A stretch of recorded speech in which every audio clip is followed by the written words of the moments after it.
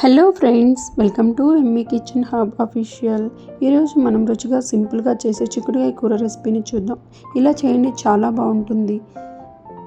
చిక్కుడుకాయలను శుభ్రంగా కడుక్కొని ఒక చిల్లుల గిన్నెలో వేసుకొని సాల్ట్ యాడ్ చేసుకొని వీటిని 10 నిమిషాలు ఆవిరి మీద ఉడికించుకోవాలి.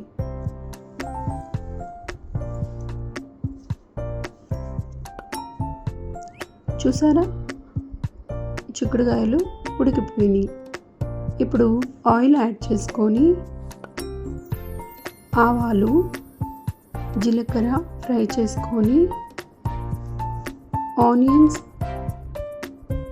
ఆనియన్స్ చిల్లీ యాడ్ చేసుకోవాలి. వీటిని దోరగా వేయించుకొని కర్రీ లీవ్స్ యాడ్ చేయాలి. టర్మరిక్ పౌడర్ యాడ్ చేసుకొని పచ్చివాసన పోయే వరకు ఫ్రై చేయాలి. ఇప్పుడు టమాటా ముక్కలను యాడ్ చేసుకొని వీటిని కలపకుండా కొంచెం సాల్ట్ యాడ్ చేసి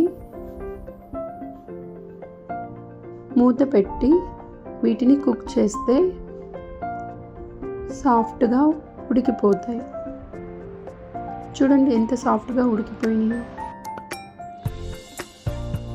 ఇప్పుడు కారం యాడ్ చేసుకొని మంచిగా మిక్స్ చేసుకోవాలి.